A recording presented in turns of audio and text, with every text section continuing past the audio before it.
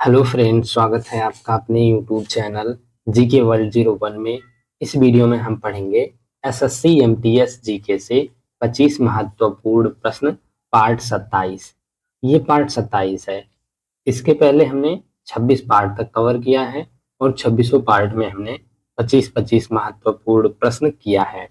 अगर आपने नहीं देखा है तो जाके चैनल की प्लेलिस्ट में देख लीजिए। एसएससी एमटीएस जीके एमसीक्यू के नाम से चैनल पर प्लेलिस्ट बनी हुई है। प्लेलिस्ट आपको इस वीडियो की डिस्क्रिप्शन में भी मिल जाएगी, आप वहां से भी जाके देख सकते हैं। तो चलिए शुरू करते हैं पार्ट 27 क्वेश्चन नंबर 1 से। क्वेश्चन नंबर 1, संविधान सभा के संदर्भ में निम्नलिखित में से कौन सा कथन सही है? ऑप्शन ए, संविधान सभा ने मई 1947 ईस्वी में भारत की राष्ट्रमंडल की सदस्यता की पुष्टि की। ऑप्शन बी, संविधान सभा ने जनवरी 1950 ईस्वी में राष्ट्रगान को अपनाया। ऑप्शन सी, संविधान सभा ने जनवरी 1948 ईस्वी में राष्ट्रीय गीत को अपनाया। ऑप्शन डी, संविधान सभा ने जुलाई 1949 ईस्वी में राष्ट्रीय ध्वज को अपनाया।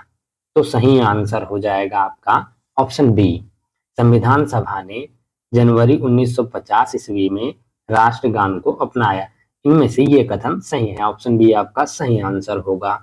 नेक्स्ट क्वेश्चन हो जाएगा आपका क्वेश्चन नंबर 2, 64वें राष्ट्रीय पुरस्कार में सर्वश्रेष्ठ नाट्य रूप फिल्म का पुरस्कार किस फिल्म ने जीता है? Option A, Pink. Option B, Dhanak. Option C, Kasaav. Option D, Mahayoddha Rana. तो सही आंसर हो जाएगा आपका ऑप्शन सी, कसाव ने 64वें राष्ट्रीय पुरस्कार में सर्वश्रेष्ठ नाट्य रूपक फिल्म का पुरस्कार कसाव फिल्म ने जीता है। नेक्स्ट क्वेश्चन हो जाएगा आपका क्वेश्चन नंबर 3, गजनी का सुल्तान महमूद किस चोल राजा का समकालीन था? ऑप्शन ए, राजा राज प्रथम का। ऑप्शन बी, राजेंद्र द्वितीय का। ऑप्शन सी, राजाधिराज का। ऑप्शन डी, राजेंद्र प्रथम का। तो सही आंसर हो जाएगा आपका ऑप्शन डी, राजेंद्र प्रथम का। गजनी का सुल्तान महमूद चोल राजा राजेंद्र प्रथम का समकालीन था। नेक्स्ट क्वेश्चन हो जाएगा आपका क्वेश्चन नंबर 4, किस वर्ष दिल्ली भारत की राजधानी बनी? ऑप्शन ए, 1911 ईस्वी को। ऑप्शन बी, 1912 ईस्वी वर्ष को। ऑप्शन सी, 1910 ईस्वी वर्ष को। ऑप्शन डी, 1905 ईस्वी वर्ष को। तो सही आंसर हो जाएगा आपका ऑप्शन ए, 1911 ईस्वी वर्ष को। 1911 ईस्वी वर्ष को दिल्ली भारत की राजधानी बनी। नेक्स्ट क्वेश्चन हो जाएगा आपका क्वेश्चन नंबर 5, भारत ने किस वर्ष राष्ट्रमंडल खेलों की मेजबानी की थी? ऑप्शन ए, 2018 ईस्वी वर्ष में। ऑप्शन बी, 2010 ईस्वी वर्ष में। ऑप्शन सी, 2006 ईस्वी वर्ष में। ऑप्शन डी, 2014 ईस्वी वर्ष में। तो सही आंसर हो जाएगा आपका ऑप्शन बी, 2010 ईस्वी वर्ष में। भारत ने 2010 ईस्वी वर्ष में राष्ट्रमंडल खेलों की मेजबानी की थी। नेक्स्ट क्वेश्चन हो जाएगा आपका क्वेश्चन नंबर 6, हाल ही में किस राज्य सरकार ने उपस्थिति पोर्टल लॉन्च किया है? ऑप्शन ए, उत्तर प्रदेश सरकार ने। ऑप्शन बी, मध्य प्रदेश सरकार ने। ऑप्शन सी, बिहार सरकार ने। ऑप्शन डी, छत्तीसगढ़ सरकार ने। तो सही आंसर हो जाएगा आपका ऑप्शन डी, छत्तीसगढ़ सरकार ने। हाल ही में छत्तीसगढ़ सरकार ने उपस्थिति पोर्टल लॉन्च किया है। नेक्स्ट क्वेश्चन हो जाएगा आपका क्वेश्चन नंबर 7, बुलंद दरवाजा कहाँ स्थित है? ऑप्शन ए, उत्तर प्रदेश में। ऑप्शन बी, केरल में। ऑप्शन सी, तेलंगाना में। ऑप्शन डी, आंध्र प्रदेश में। तो सही आंसर हो जाएगा आपका ऑप्शन ए, उत्तर प्रदेश में। बुलंद दरवाजा उत्तर प्रदेश में स्थित है। नेक्स्ट क्वेश्चन हो जाएगा आपका क्वेश्चन नंबर 8, दो पैरालंपिक स्वर्ण पदक जीतने वाले पहले भारतीय कौन हैं? Option A, Devendra Jhajharia. Option B, Deepa Malik. Option C, Mariyappan Thangavelu. Option D, Varun Singh Bhati. तो सही आंसर हो जाएगा आपका option A, Devendra Jhajharia 2 Paralympic स्वर्ण पदक जीतने वाले पहले भारतीय देवेंद्र झाझरिया हैं। नेक्स्ट क्वेश्चन हो जाएगा आपका क्वेश्चन नंबर 9। भारतीय संविधान का पिता किसे कहा जाता है? Option A doctor B R Ambedkar को, ऑप्शन बी रविंद्रनाथ टैगोर को, ऑप्शन सी सरदार वल्लभ भाई पटेल को, ऑप्शन डी जवाहरलाल नेहरू को। तो सही आंसर हो जाएगा आपका option A doctor Bhimrao Ambedkar को।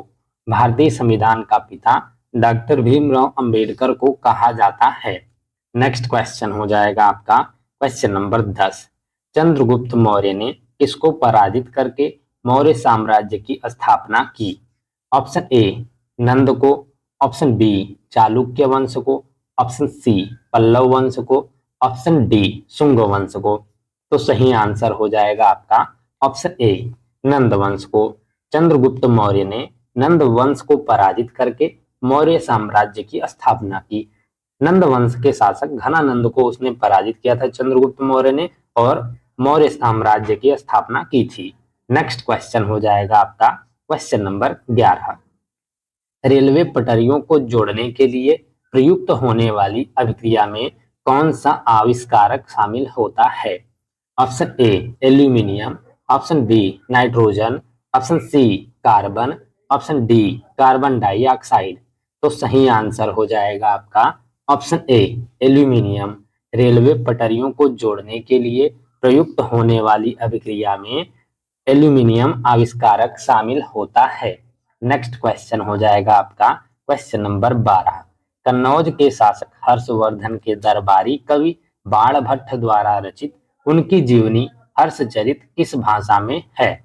Option A Aramaic, option B Sanskrit, option C Pali, option D Kharoshthi.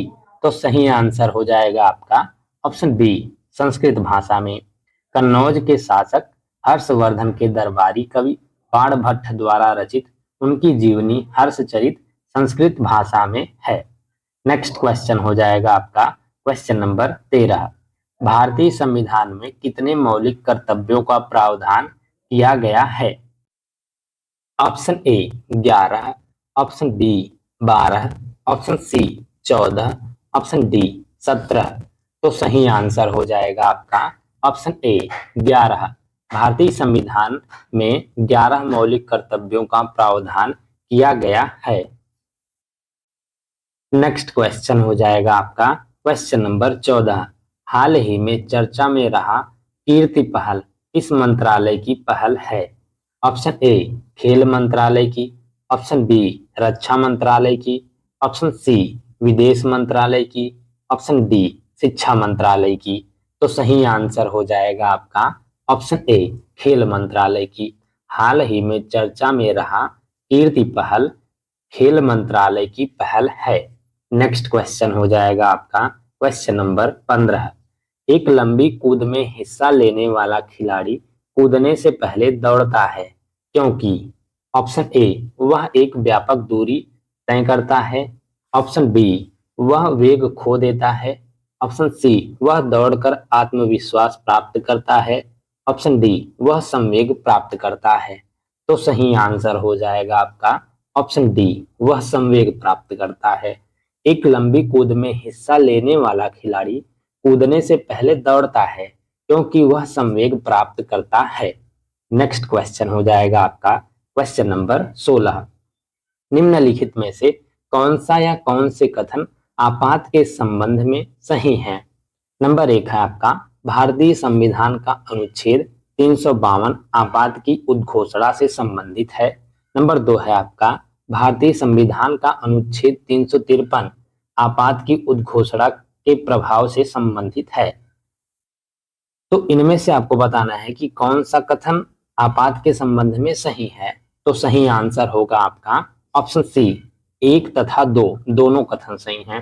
यानी भारतीय संविधान का अनुच्छेद 352 जो है आपात की उद्घोषणा से संबंधित है और अनुच्छेद 353 जो है आपात की उद्घोषणा के प्रभाव से संबंधित है।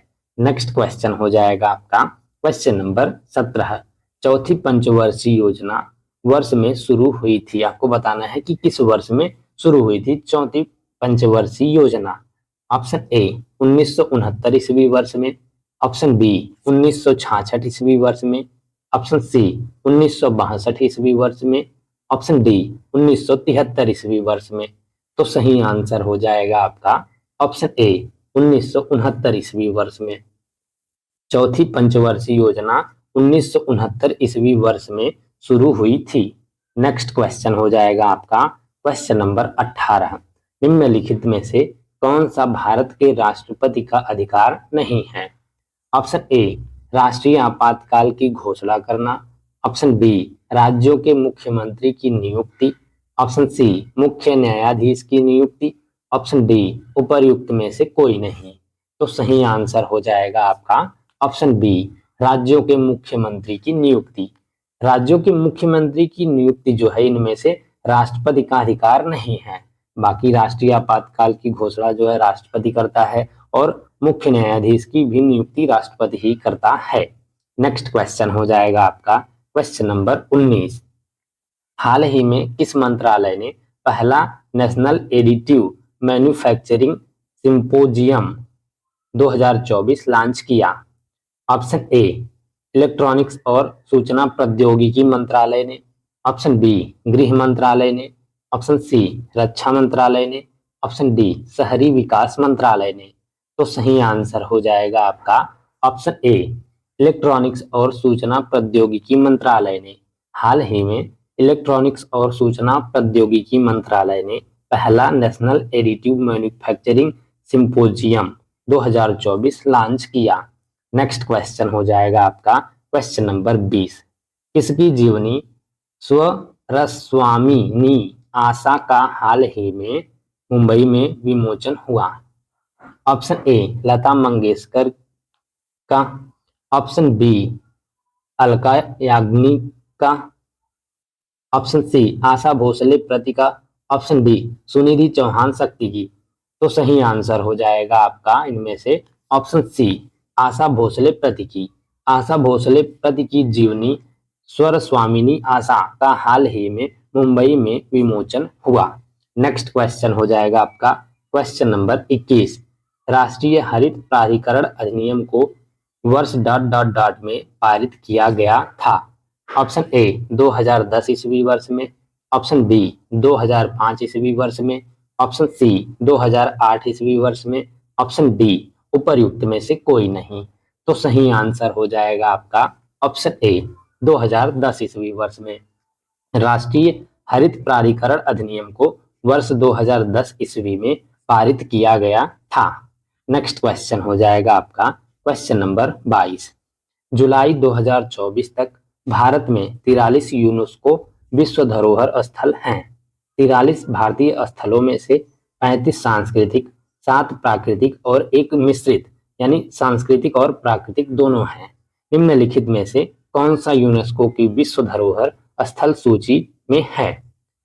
ऑप्शन ए है चंबल घड़ियाल अभयारण्य, ऑप्शन बी है राष्ट्रीय मरुस्थल पार्क, ऑप्शन सी है Ranthambore tiger project park, option D है केवलादेव राष्ट्रीय उद्यान।